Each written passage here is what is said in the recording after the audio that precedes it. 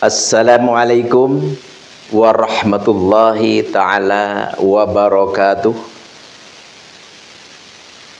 Alhamdulillahilladzi as-solan nasa syubaw wa qabaila liya'arufu bil ihsan. Asyhadu an la ilaha illallah wahdahu la syarikalah khaliqul insan. Wa asyhadu anna Muhammadan abdu wa rasuluh fasihul lisan. Allahumma sholli wa sallim wa barik ala sayyidina nabi akhiriz zaman wa ala alihi wa ashabihi wa man tabi'a min ummati khairil umam amma ba'd. Falaqad qala Allahu ta'ala fil Qur'anil Karim, a'udzu billahi minasyaitonir rajim. Bismillahirrahmanirrahim. Anfusakum wa ahlikum naro. Al-ayah wallahu alam bimurad bidzalik.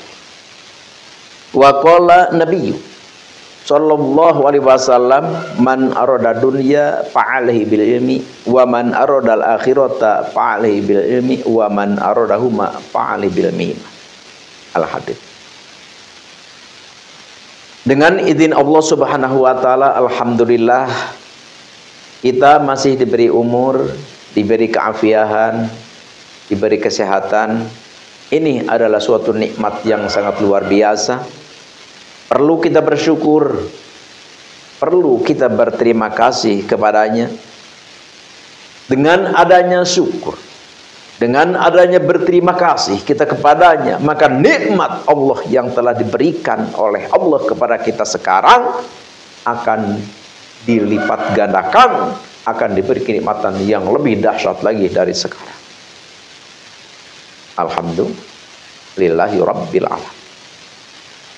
Jadi dengan adanya kita perkumpulan seperti ini, diadakan tausiah, pengajian, pembahasan tentang keagamaan, ini adalah suatu wujud syukur kita, berterima kasih kita kepada Allah Subhanahu wa ta'ala. Karena yang dinamakan syukur kepada Allah adalah menggunakan nikmat Allah itu untuk mendekati kepadanya, yaitu adalah ibadah. Alhamdulillahi Rabbil Alamin. Dan insya Allah apa yang kita lakukan, apa yang kita aplikasikan, apa yang kita laksanakan sekarang ini, insya Allah semoga, dan kita memohon, semoga menjadi satu wasilah untuk diturunkannya rahmat Allah terhadap kita semua. Amin ya Allah ya Rabbal Alamin. Sebelum Al-Fakir berbicara lebih lanjut, kepada para hadirin hadirat, terutama para juama dari mulai RT RW sampai presiden yang sangat Al-Fakir hormati, juga yang Al-Fakir hormati para ulama, para masyayikh, para asatidz, para sepuh, para penesepuh, dan begitu pula semua hadirin hadirat, para mustami'in, juga para pemuda, para pemudi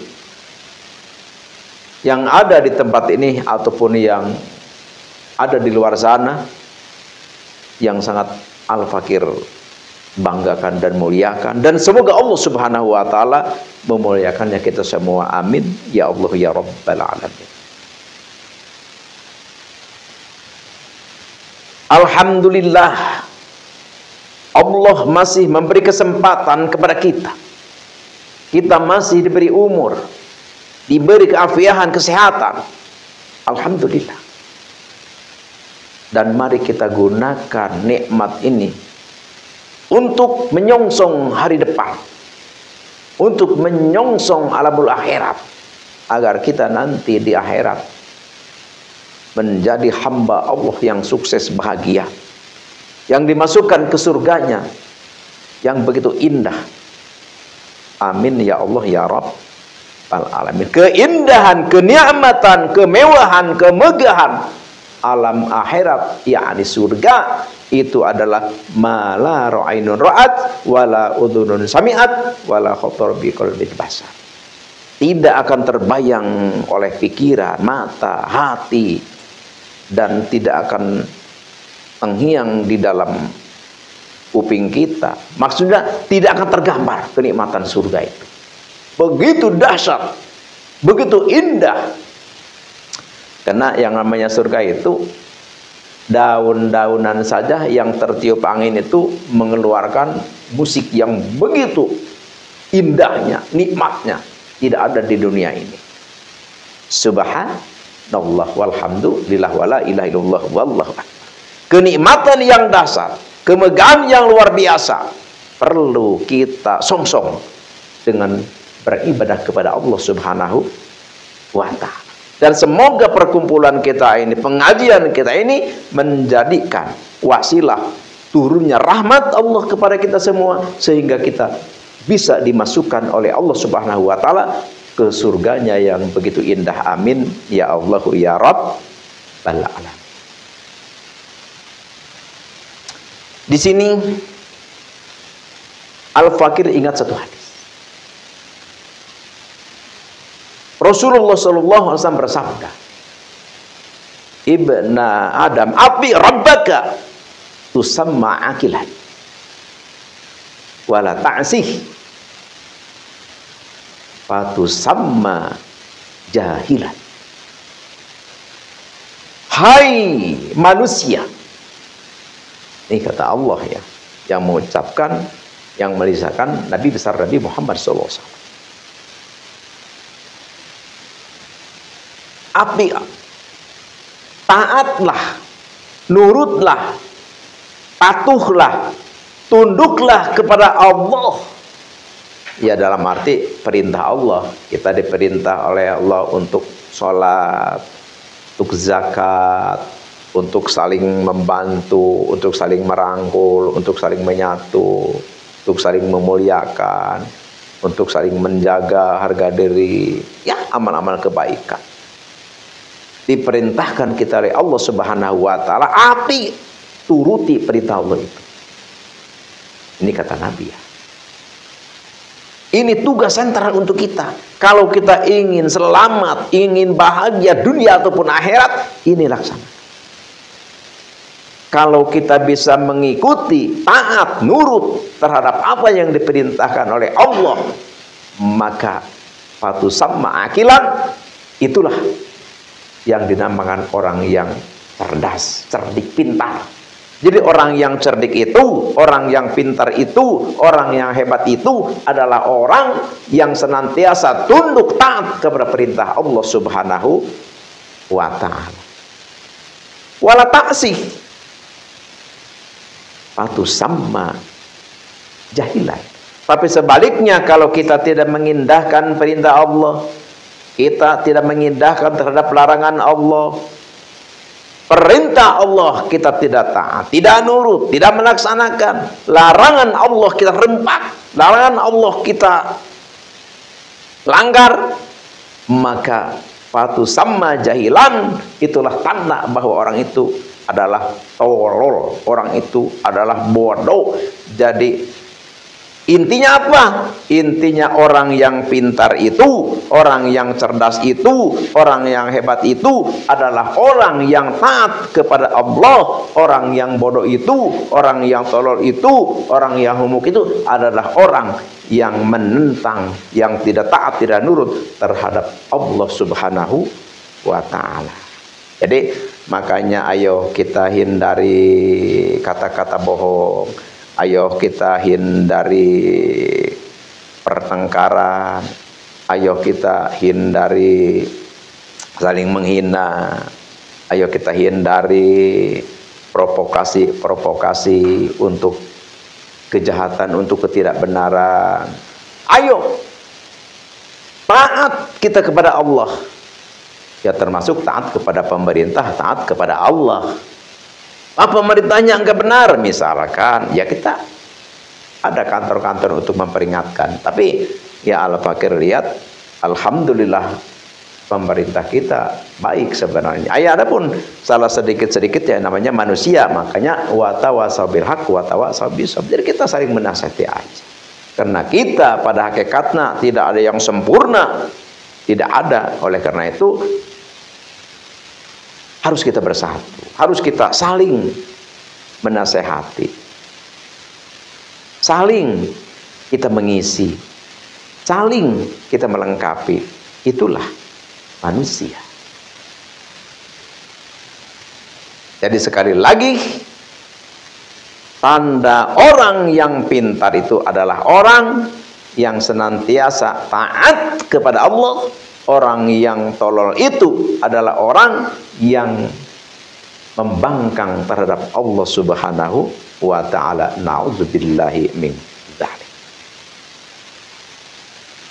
Sekarang kita digegerkan, kita dikejutkan, kita dihadapkan dengan permasalahan yang dilihatnya sepele, tapi ini adalah masalah besar. Banyak orang yang mengatakan masalah ini adalah masalah tidak penting. Banyak orang mengatakan masalah ini masalah yang sepele. Banyak orang yang mengatakan masalah ini adalah masalah tidak ada artinya. Tapi semua kata-kata ini adalah tidak benar. Masalah apa? Masalah Habib Ba'alwi yang mengaku, yang mengklaim dirinya adalah ada darah Rasulullah yang suci mengalir di dalam tubuhnya, sedangkan mereka tapi tidak sesuai dengan kenyataan. Na'udzubillahi min dzalik. Ini adalah suatu muskilat, ini adalah suatu masalah yang akbar yang perlu kita tanggapi, yang perlu kita sikapi. Kenapa? Karena ini adalah berbahaya. Perlu kita cinta kepada Habib Ba'alwi. Perlu kita sayang terhadap mereka, klan Habib Ba'alwi. Tapi kalau mereka bertaubat atas kelakuan mereka, atas kata-kata mereka, atas perbuatan mereka, atas statement mereka, atas perbuatan-perbuatan mereka yang mereka aplikasikan di Nusantara ini. Kalau mereka bertobat, menerima atas kesalahan, dan mereka mengikuti ulama Nusantara, tentunya adalah mengikuti ajaran para waliullah yang tidak jauh atau yang mengikuti dengan ajaran Rasulullah, perlu kita cintai para habib itu. Tapi selagi mereka tidak menerima kesalahan, tidak menerima kenyataan, terus pendapat mereka tetap seperti itu, maka harus kita tanggapi. Sampai kapan kita menanggapi? Sampai kapan kita bersikap untuk para habib ini? Sampai mereka mengakui bahwa dia adalah bukan keturunan Nabi, dan sampai para muhibinnya, para pencintanya mengakui atau menyatakan bahwa Habib itu bukan keturunan Nabi, baru selesai. Tapi selagi mereka masih kekeh, mereka mengaku keturunan Rasulullah, dan selama mereka masih mendoktrin rakyat Nusantara, para Islam, para ulama, para kiai, para santri mendoktrin untuk mempercayai bahwa dirinya itu ada keturunan Rasulullah, maka jangan ngimpi, jangan mimpi, jangan berpikir pembahasan nasab ini berhenti. Walaupun pernah Ustadz Taufik Assegaf mengatakan, wah, masalah pembahasan nasab ini adalah suara kentut. Wah, ini adalah pembahasan nasab ini adalah masalah jangkrik, suara jangkrik. Yang membahasnya juga adalah Imaduddin bin Sarman, belajarnya di Kandang Kebo. Selagi mereka berbicara seperti itu, rakyat pribumi dituntut oleh Allah Subhanahu wa ta'ala, disarankan, dianjurkan oleh agama untuk selalu bersuara, menyuarakan dengan lantang tentang hak, tentang kebenaran ini. Nabi bersabda, "Qulil haqqo walau kana murran." Katakan masalah ini. Katakan keterangan ini. Bongkar masalah ini, walaupun ini adalah pahit dirasa. Oleh karena itu kita tetap semangat, kita jangan pernah kendor, Sekali lagi, sebelum para habaib mengaku bahwa dia bukan turunan Nabi, sebelum para muhibinnya mengakui, meyakini Habib Bahlan itu bukan keturunan Nabi, maka pembahasan nasab jangan pernah berhenti. Insya Allah. Amin ya Allah ya Rabbal Alamin. Karena diantaranya sudah tertanam doktrin mereka di kalangan masyarakat. Mereka sudah benar-benar para Habib itu dipercayai bahwa Habib itu adalah turunan Nabi, zuriyah Nabi. Sudah masuk doktrin-doktrin para Habib terhadap rakyat Nusantara, diantaranya adalah para habaib, walaupun mereka berbuat maksiat, walaupun mereka mabuk, walaupun mereka berzina, walaupun mereka maling, walaupun mereka menipu, walaupun mereka menyelingkuhi istri orang, walaupun mereka berbuat apapun perbuatan kejahatan mereka, kalau itu Habib itu adalah tetap ketika mati akan bertobat, akan bisa bertobat. Jadi intinya apa? Artinya Habib itu seolah-olah bebas boleh berbuat maksiat. Ini tertanam. Kata-kata doktrin Habib ini sudah meresap, tertanam di masyarakat seperti itu. Jadi masyarakat Indonesia, bangsa Nusantara sudah punya keyakinan bahwa Habib itu apapun kelakuan mereka sudah dianggap benar saja. Ini adalah penyesatan. Ini adalah pembodohan, ini adalah penyimpangan daripada agama Islam yang dibawa oleh Nabi besar Nabi Muhammad SAW. Mereka mengaku cucu Nabi, mereka mengaku zuriyah Nabi, tapi kelakuan mereka jauh daripada apa yang diajarkan oleh Nabi Muhammad SAW. Sedangkan Nabi telah bersabda, al-jannatu lil muttaqin, surga itu adalah bukan untuk Habib, surga itu adalah bukan untuk klan Baklawi, bukan. Untuk siapa? Lil muttaqin, untuk orang yang bertakwa, untuk orang yang iman bertakwa kepada Allah.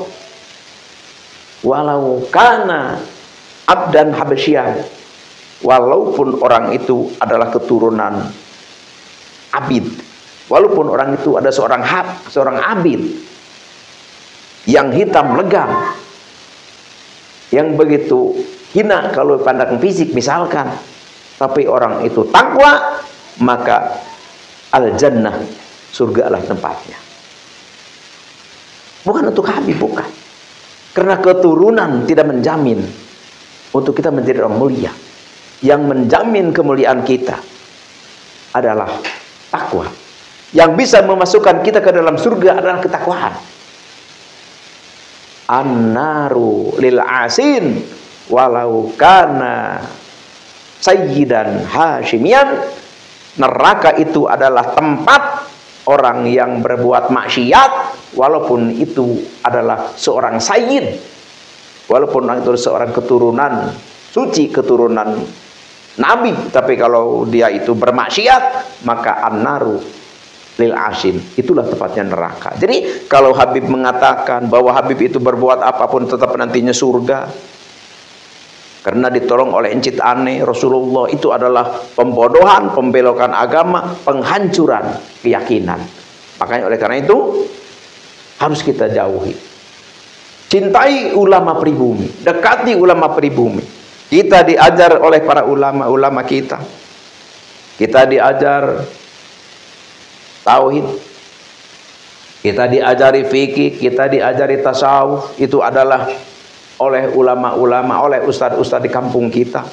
Kita bisa membaca Al-Quran, kita tahu harap-harap Al-Quran, alif, ba, ta, tha, jim, ha, kho, dal, zal, ro, ja, sin, shin, sod, dod, po, go, ain, rin, fa, kop, kap, lam, mim, dun, waw, ha, lam, alif, amja, iya, wasalamu, ya. Dan meja ini yang mengajarkan bukan habaib. Ada habaib yang mengatakan kalau tidak ada habaib di Indonesia ini mungkin masih menyembah pohon. Ini naudzubillahi min dzalik. Ini adalah penghinaan, pelemahan, pengkaburan sejarah, pendoktrinan agar rakyat Nusantara begitu jauh dengan para ulamanya dan mendekat ke para habaib. Pada akhirnya apa? Bisa-bisa Indonesia nanti dikuasai, dipimpin oleh para habaib. Makanya ada satu orang habib yang berkata, Indonesia ini adalah milik Tarem. Na'udzubillah. Habib datang ke Indonesia adalah dibawa oleh penjajah Belanda untuk membantu mereka. Datang ke Indonesia adalah tahun 800. Sedangkan di Indonesia adalah sudah banyak ulama besar. Tapi para awliya Allah datang ke Indonesia itu adalah tahun 400. Jadi setelah 400 tahun di Indonesia berada umat Islam, sudah banyak santri, ulama, kiai besar. Baru datang para habaib tahun 800, itu pun dibawa oleh Belanda untuk membantu penjajahan Belanda. Karena sulitnya rakyat Indonesia, rakyat Nusantara untuk ditaklukkan, untuk dikalahkan oleh Belanda, maka satu-satunya Belanda membawa orang Yaman untuk membantu mereka. Dengan adanya bantuan daripada para imigran Yaman, maka sukseslah Belanda untuk menundukkan, menaklukkan di Indonesia. Dengan adanya fatwa Utsman bin Affan, dengan adanya fatwa Habib Utsman bin Yahya,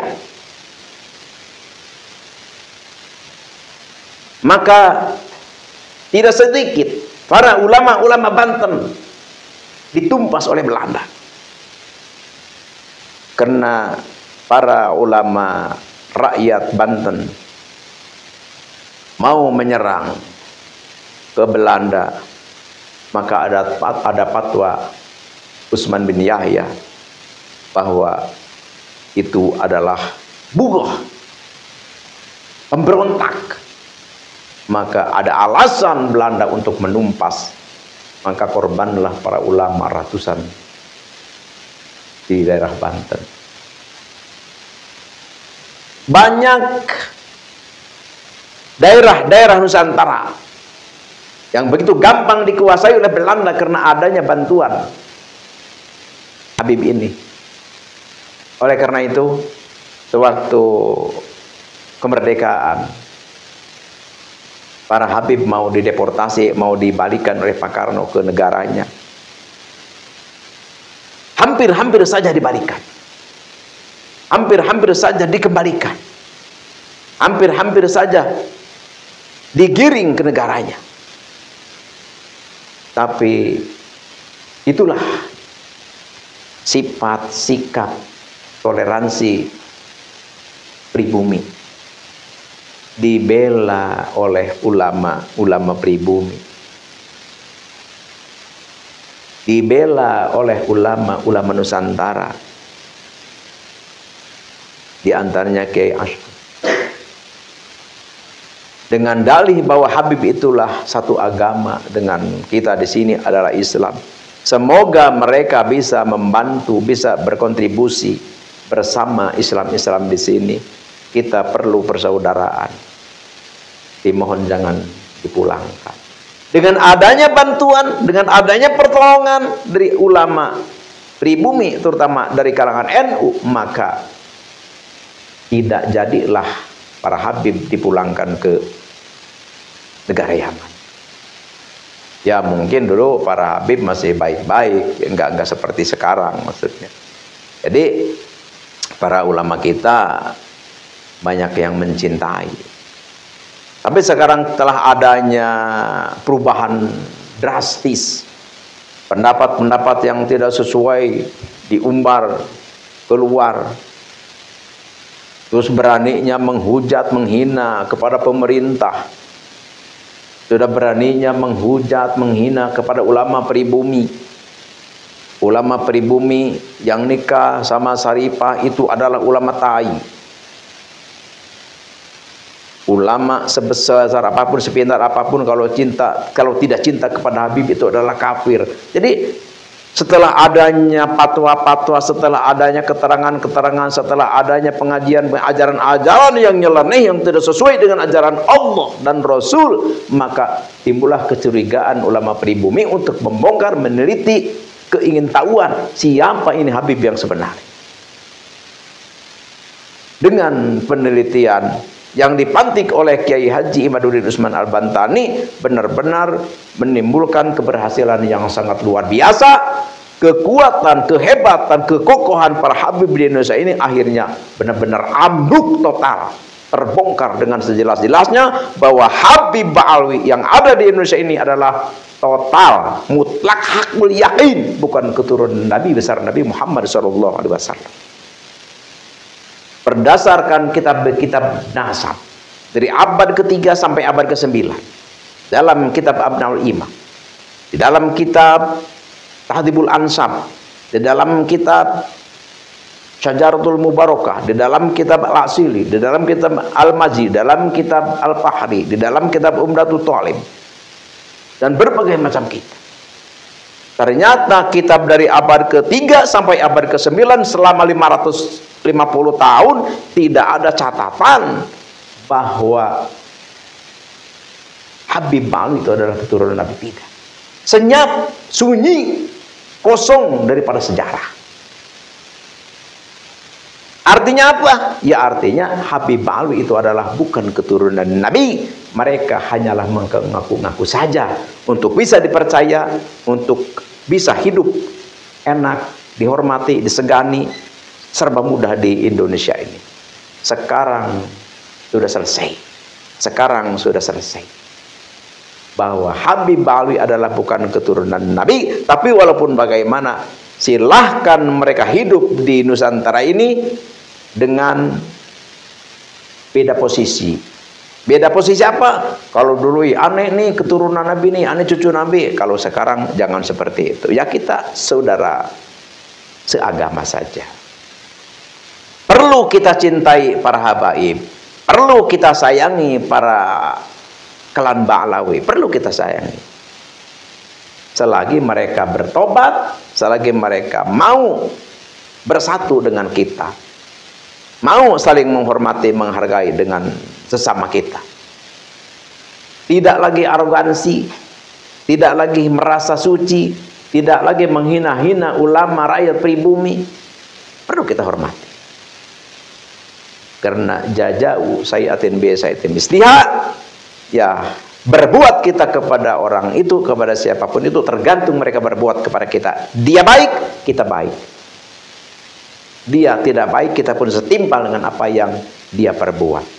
Insya Allahu amin ya Allahu ya Rabbal alamin. Inilah yang Al-Fakir bisa katakan.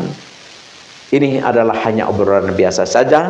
Mohon maaf Al-Fakir atas salah hilaf dan kekeliruan, terutama kalau ada kata-kata Al-Fakir menyinggung perasaan, ini adalah tidak Al-Fakir sengaja. Ini mungkin adalah hanyalah dari kebodohan Al-Fakir dalam hal menyusun kata-kata. Sekian demikian, terima kasih. Al-afu minkum wa billahi taufiq wal hidayah. Wassalamualaikum warahmatullahi taala wabarakatuh.